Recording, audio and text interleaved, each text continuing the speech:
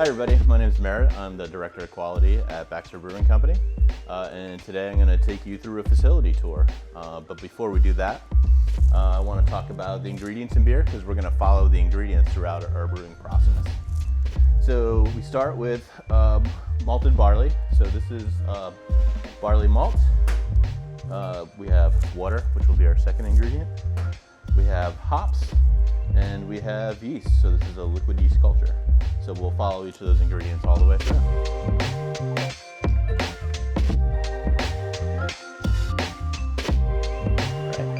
So here at Baxter, we have two grain silos. They're both filled with two-row pale malt, which is a really lightly kilned malt, and it's our major source of sugar for brewing. And each of these silos holds 48,000 pounds of grain. And we get them filled once a month in the winter and then twice a month in the summer. So we go through a lot of grain, over 500,000 pounds of grain a year. And the cool part about the grain that we use, 20% of it is grown up in Aroostook County, Maine, where we're from. So we're trying to support local where we can. Also behind me, we have our CO2 tank. So we force carbonate all our beers, and we need CO2 to remove oxygen from the atmospheres in our tanks. So it gets a lot of uses throughout the brewery. And this also gets filled up once a month. And then all of our grain goes through this series of tubes to get to our mill, where is kind of the first step to brewing, where we have to get our grain milled up, so crushed, and make those starches that are available in the grain available to our brewers. This is our mill room. So pretty simple. We have a pretty simple two-roll mill where the grain comes in from outside, goes through this feed scale into our hopper, then gets crushed, and then gets sent out to our grist case in the brewery in Brewhouse 1. So when we were outside at our silo, we were talking about two-row pale malt.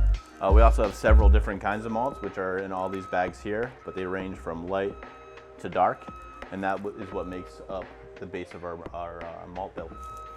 So that will determine essentially the style of beer we're going to brew. So we use a lot of dark grains for a dark beer and lighter grains for a light beer, and then we have every color in between. Awesome, so we're walking into Brewhouse 1, which is our 30-barrel brew house.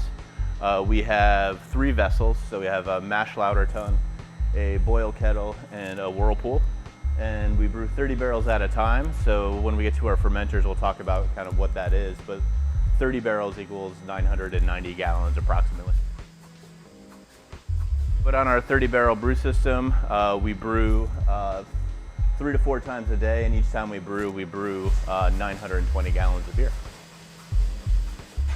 All right, so we were talking about our first ingredient, grain, which gets conveyed through these white pipes into our grist case, where it sits and waits for the next brew.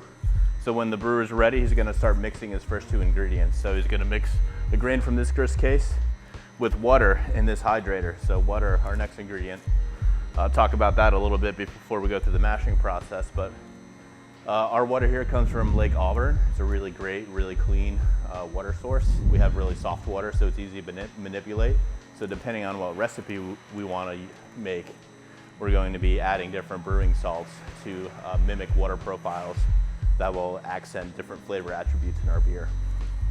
So when the brewer's ready, he's going to turn on his water, he's going to open this valve, and then the grain is going to just by gravity drop through this hydrator and go into our mash tun. So in the mash tun, that's where we're going to start extracting sugars from our grains. So there's enzymes that are naturally present in our grains that are going to take long chain sugars and chomp them down into short chain sugars, making those available to our yeast. So typically we'll mash in at about 150 degrees Fahrenheit.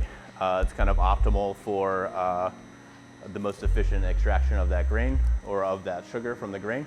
So he's using his mixers that are located inside this mash tun. He's going to mix it to make sure he's got an even grain bed. He's then going to start his saccharification rest, which is where those sugars start getting broken down by the enzymes in yeast and by the enzymes in the grain. We'll then recirculate, a step called Vorlaufing from the Germans. They gave us that step. And that sets up a really nice grain bed, making it essentially a filter to filter out solids and move that liquid sugar through our system. So after our mash is completed, that's where we extract all those sugars and get them into our boil kettle. We start boiling. When we start boiling, that's where we're going to add our third ingredient, hops. Hops are a source of flavor and aroma, as well as bitterness. So there's alpha acids contained in hops. Typically, the rule of thumb is the earlier you add your hops, the more bitter your beer is going to be. The later you add hops, the more flavorful and aromatic your beer is going to be. There's also oils and other acids in your hops that are going to drive those flavors and aromas. The longer we boil, the more concentrated our liquid is going to be, so the higher gravity is going to be. Gravity is the amount of sugar dissolved in that liquid, and that determines our starting alcohol by volume, so ABV. Right, so in the whirlpool, this is kind of our last addition or last chance to add some hops before we start fermenting. So for an aroma addition, we'll add a lot of hops into our whirlpool to just get the most aromatic beer possible. Before we send it into our fermenters, we're going to want to cool it down. So hidden underneath our brew deck is a heat exchanger where we have cold city water coming in one end. We have the hot wort coming out of the whirlpool going in the other end. And that cold city water cools down the hot wort, making that cold city water hot. And then that gets sent into our hot liquor tank, or which is our hot water tank, where we use that again for the next brew. So another sustainability function of our brew house. So here, after we cast out our wort, we're cooling it down and we're getting it ready for our yeast. So just like you or I, we wouldn't want to go into a boiling, a boiling bath. We're going to put our yeast into a nice cool wort. So we ferment in between 55 and 72 degrees, depending on what kind of beer we want to make. Lagers will ferment colder, ales will ferment warmer. And we have our 60-barrel cellar here. So these 4 vessels are 60-barrel fermenters, where we send out that cooled wort, add our yeast, and then fermentation starts in these vessels. We're gonna head down into what we call the bunker.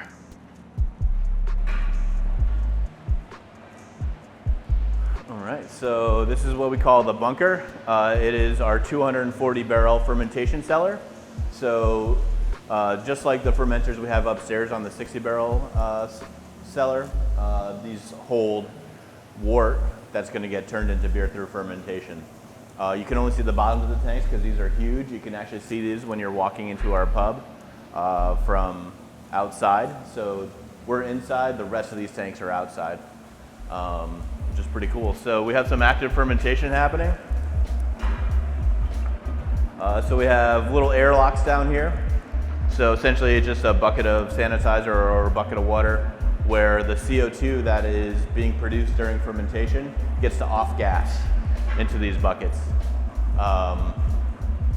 So that's a sign of a good, healthy fermentation when these are bubbling, and we have quite a bit of beer going right now. So in this tank we have stowaway. I can tell because there's a little tag on the side. And we have some more fermentation happening down here. So we have 6 240-barrel fermenters. It takes 8 turns on our brew house to fill that up, and that happens over the course of 48 hours.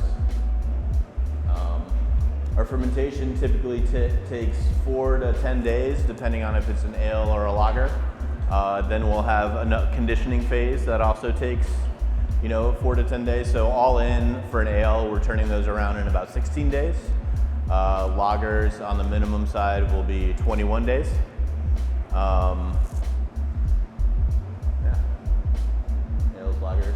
So after fermentation is complete, about halfway through, so 7 to 8 days in, we're going to dry hop our beer. So dry hopping happens outside in these tanks, and then you saw the ladder on our 60-barrel cellar. Our cellarman will walk up that ladder and physically add those hops to the top. So that's a process called dry hopping, when we add hops after fermentation. And that is another chance for us to add aroma from those hops into our beer. So what Bram's doing, it looks like he's removing that tube because it just passed diacetyl test. So that is a checkpoint to tell us that our fermentation is complete. So he just turned down the temperature of the tank. He's closing that valve to then add CO2 in to cap that beer.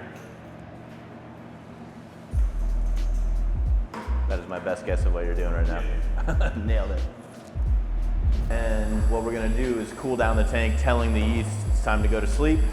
It then flocculates down to the bottom of the tank or falls to the bottom of the tank, and then through that cone on the bottom of our tank so we can remove that yeast and use it for the next batch. So this unit here, it's a pretty good view from the side here, but this is our centrifuge. So this is where we put our finished beer that after it's been dry hopped, after it's been conditioned as long as we need it. So 16 days for an ale, 21 days for a lager. We're gonna send it through the centrifuge, and what that does is take all the big particles and removes them from our beer. We can adjust it to leave some particles in there, which is what causes haze.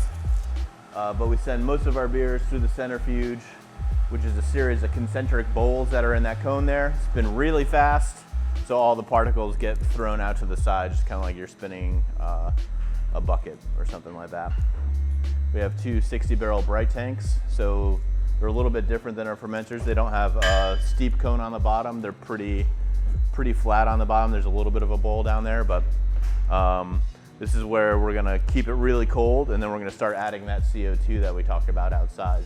So we'll force carbonate it through two sintered stones or carbonation stones that will help the CO2 dissolve in that liquid. So this big orange machine takes those cans, lifts them up automatically, removes the slip sheet off the top, and pushes a layer of cans onto our conveyance.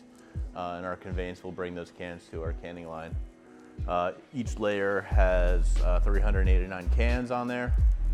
And each pallet is around 8,000 cans. I think there's 21 layers on a pallet.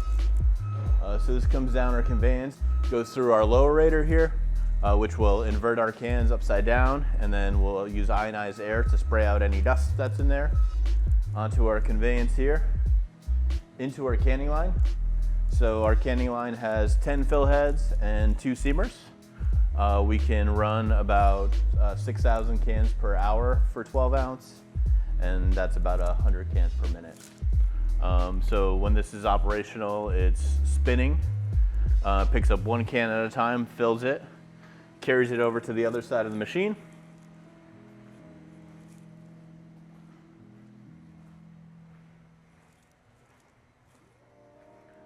So our operator's typically standing here watching the HMI and watching the cans being filled as they get kicked off onto the conveyance inside here. That then moves down the line and it gets a lid. So the lid drops on top of that can, goes through our seamer. So this is spinning and actually really fast when we're running because it has to keep up with those 10 fill heads. There's only 2 seamers. So in the seamer operation, the table lifts up, pushes that can with the lid into the chuck. It then kind of sits on top, and there's 2 rollers that come through. The first roller closes it just a little bit, it forms the seam, and then the second roller really puts it together, it irons out that seam. So we have a good seal on our can so nothing leaks out on us. This is our 12-pack case erector. So beer comes in, gets loaded, the machine will pull down a box. It will then push in the 12 beers and then push it along. It'll get glued, lift it up, and then it'll come out, and our operators will pick that up, put it into a case, and then put it onto a pallet. Keg, washer, and filler.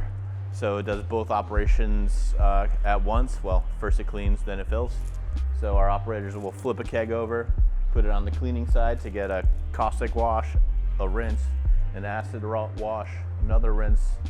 Then it gets sent onto this side where it gets sanitized with steam, and then it gets filled up with either 5.5 gallon or 5.15 gallons of beer, or 15.5 for a half barrel or a log. So this is our hot liquor tank. So we have a 120 barrel hot liquor tank that kind of gets filled continuously throughout the day. So here's our 7-barrel pub system. This is where we do a lot of our recipe development. It's really nice to have, so we can dial in our recipes before scaling them up to 30 barrels. And we get to play around with a lot of new ingredients, a lot of new techniques, to essentially make a unique product that we would then test out in our pub, see what our pub patrons like. Sweet. So on the pub patio, and we're gonna take a look at the outside of our 240 barrel fermenters.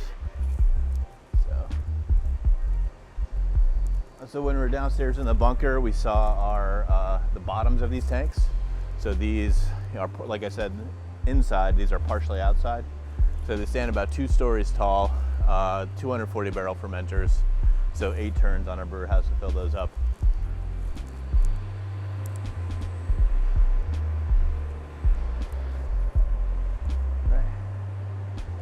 So we're on top of our 240 barrel fermenters. This is where our cellarmen will dry hop. So once they have the tank prepared, they'll essentially add in those hops through the top port there. And for a 240 barrel batch of stowaway, we use almost 400 pounds of dry hops. Well, now we're in our lab. This is where a lot of the chemical, microbiological, and sensory measurement gets done with our beer. Throughout the brewing process, we're taking different measurements to make sure that our beer is up to our own quality standards. And this is kind of where all of that data gets analyzed or measured.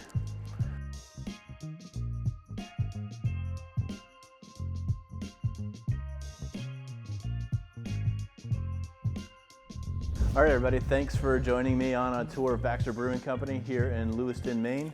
I hope you enjoyed learning a little bit about our brewing process, and I was really glad to talk to you all. So we'll see you next time. Cheers.